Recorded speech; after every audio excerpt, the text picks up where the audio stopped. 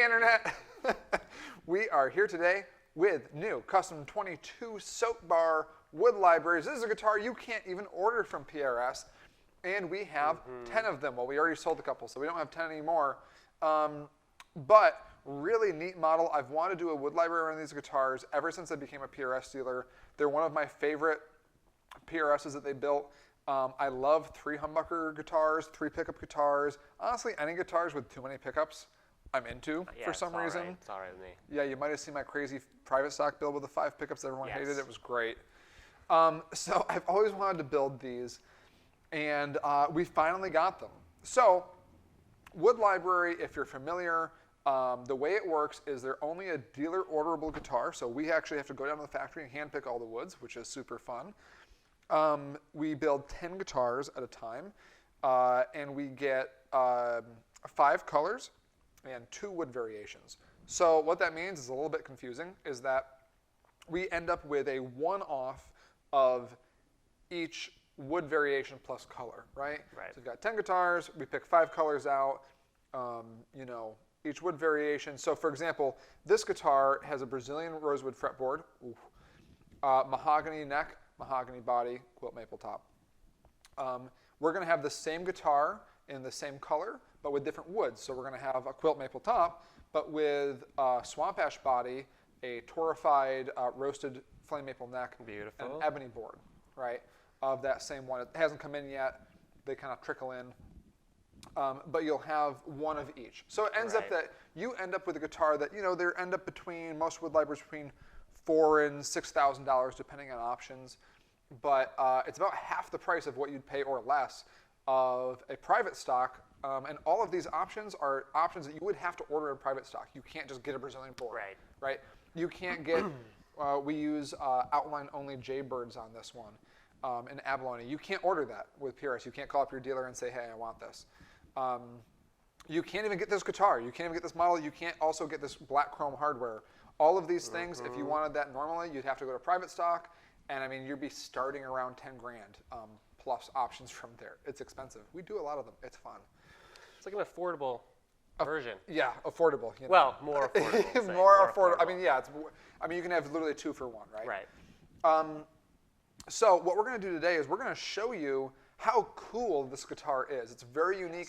If you have a Custom 24, if you have a McCarty, if you have both, this is something that will still accent the guitars you already have. There's new tones in it. There's some new vibes and new feels in it. And it's a really unique piece in the PRS lineup. And it's just a Custom 24 and one of these to me is fantastic. The top is ridiculous. Oh my God, this guitar looks so sick. That just needs an epic like zoom in. Any angle on that top looks so sick. This is a color called Jade Green Burst. And it looks, to me, it looks like a private stock color and a private stock top. And it's a one-piece. It's a freaking one-piece top. Yeah. It's so rare. Speaking of that one-piece tops, to tell you how rare they are, so let's say you have 10 flame maple tops, okay? Or 10 flame maple trees would be a better way to say it. Out of those 10 trees of maple, one of them is going to be quilt out of 10. That's how rare quilted maple is. Now, out of that one quilted maple tree, let's say, you're going to end up, let's say you had 10 quilted maple trees. Actually, this is a better way to say it. One of those quilted maple trees would you be able to get a one-piece top out of. That's especially rare. With good figuring. That's rare. So it's, what's that? I don't know, 20 times rarer than your Jesse. Yeah, I don't know, whatever it is. 20 times rarer than your flame maple top, a nice flame maple top. It's really rare. So that's a really great find. Okay, so what we're going to do today is we're going to play these guitars so you can hear them, but this is the other wood variation. So this guy, this is a copperhead burst, by the way. This is a swamp ash body, and this torrefied, aka roasted, flame maple neck. This has a satin finish on it too. This is a beautiful feeling. Yeah, it feels great. Yeah. This is a UV cured finish. You can't even tell that there's finish on here. It feels like the wood. And then this has an ebony board on it with the same inlay as that guy. Yeah, so these guitars are going to sound different, and you'll hear exactly what they sound like because Jay's going to play them for you, and he's really good at it. Beautiful. So Jay, can you give us, so we're going to call this position 1 on the neck. Yep. So this is the neck P90. Exactly. Of course, you're going to hear it hums. They do hum. They're P90s. That's what they do. PRS's P90s are specifically built to hum less, and they do a pretty good job of it.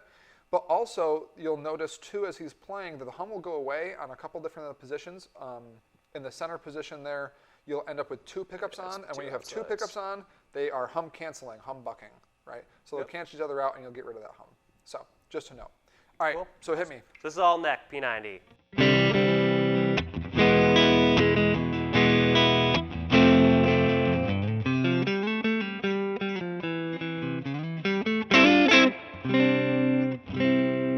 Nice big round sound, right? It sounds like a P90. It's fat. So the next one will be neck and middle. A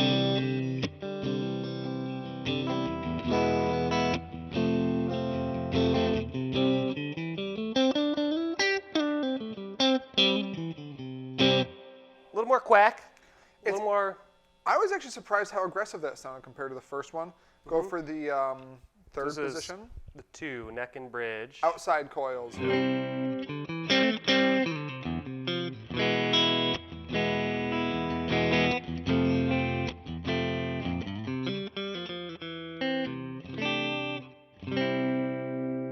It's funny, that almost sounds a little bit humbuckery. Yeah. Because it is, but Yeah. it's like a really super spaced out humbucker in a way. So let's do the back 2, right?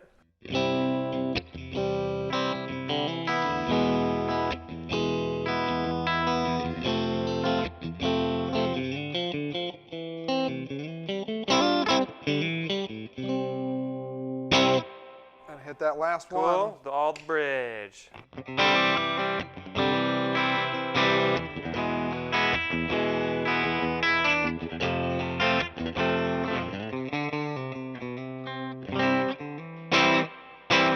It's crazy. Honestly, they're so different. Like I play differently on every one.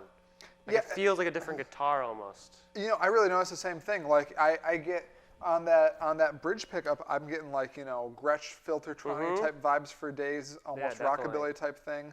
But on that neck pickup, it's like just totally. You're right. It's totally different. I'm really surprised how different it sounds when you combine that center P90 with one of those outside coils. Yeah. Sounds totally different. Definitely. Yeah, the neck's great.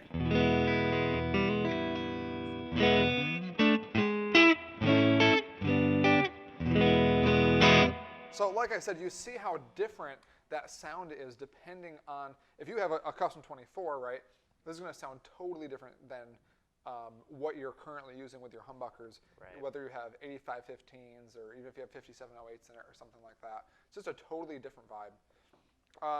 So now that you played that one, let's play this, because these tone woods, both of these combinations sound great. This one's a little more traditional, technically, right, with the mahogany and the rosewood on here. But this is the one I'm really excited to hear. Oh, it's that different. neck's so nice. That's so nice. The neck feels great. Okay. So this is all the way forward, neck.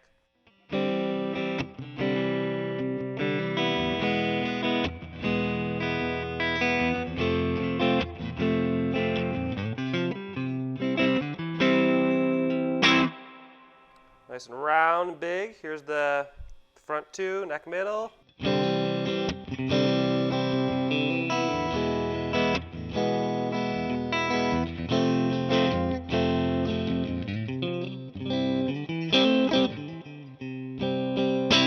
It's chimey. Then the middle is going to be neck and bridge. Outer coils, yep. My brain.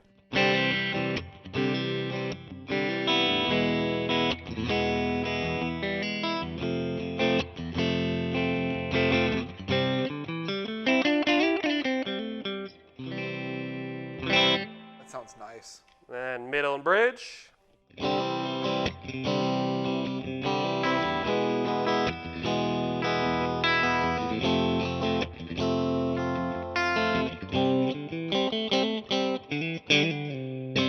Well, I like that. Then all bridge.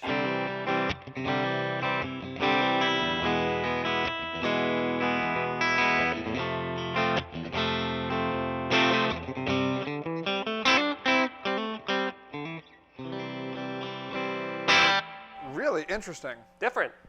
Which one do you like better? Or I should say, which one do you prefer?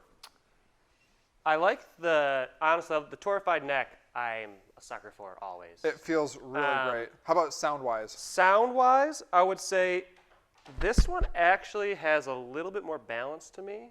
I agree with you. And it could have also been that I kind of am aware after I played that one. Right. That was the first time I've never played that guitar or this one. Right. Which is a great job perk. Right? Authentic reactions here. So I was a little bit more cognizant that it was a little bit drastic between switches. I think the neck one sounds fantastic on this. It's a thicker, almost like when I have my Strat that I've had forever, 99% of my life is neck, and that's where I leave it. Right. This has a little more thickness to it, but it still has that sag to it almost.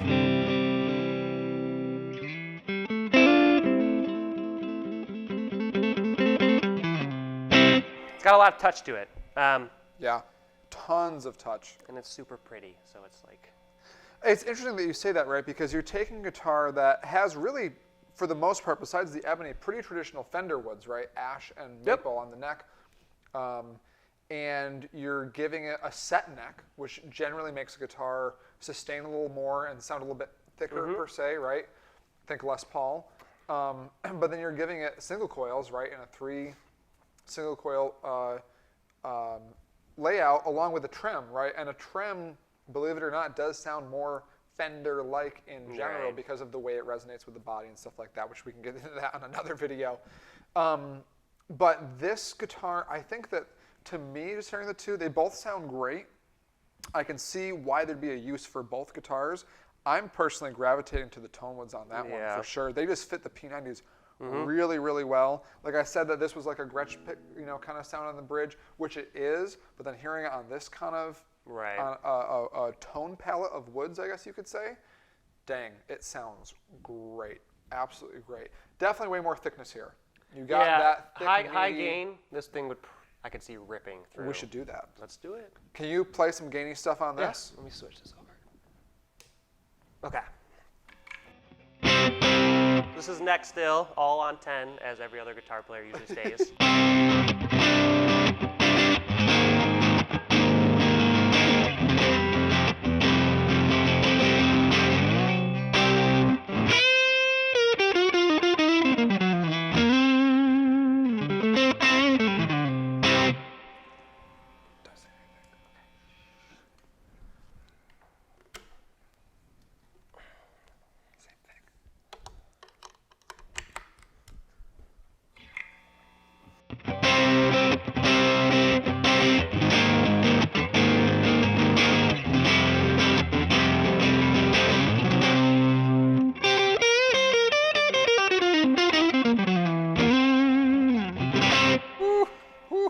I like that.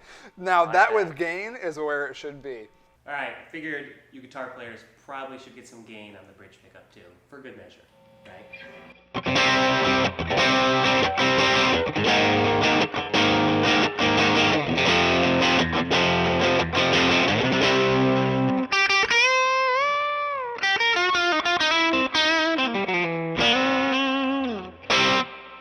I like.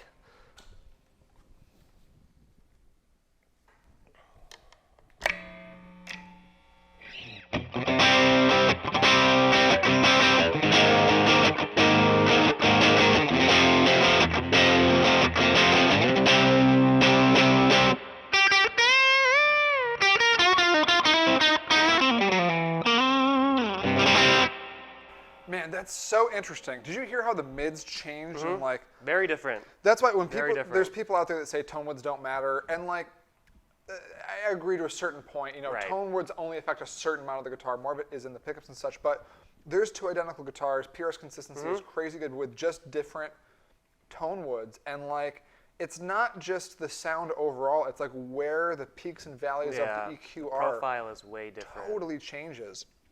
So interesting. So there you go. There's your official determination. If you're a gain player, get the mahogany with the Brazilian rosewood board. That sounds good. And if you're more of a clean player, more of a little more traditional, jazzy touch type of, more touch sensitive player where you're in that clean range more, then heck yeah, all day go for this go for this kind of setup with the ash and the torrefied maple. These guitars sound spectacular. Yeah. And this Sound is amazing. now coming from selling a crap ton of PRSs every year, through this shop, a lot of really high-end ones. These guitars sound nothing like any other PRS. I think Tom will agree with us on the running the video camera right now here. This does not sound. They are their own animal. That's for sure. These do not sound like anything else out of PRS. This is a truly unique guitar, and especially in these wood variations, and with these colors and stuff. This is, I think, as unique. If you're the unique kind of person, this is as unique as it gets. Perfect. Yeah, geez. Can we hang out and play all day? I know. Is that I just allowed? want to keep hearing the guitars. Okay. Subscribe, like, share, and comment below. Let us know which one you think's better. Let us know what we should do for our next wood library run. There's so many options. We'd like to talk to you. Yeah. So stay in touch and buy one of these guitars because that's what we do. See you guys.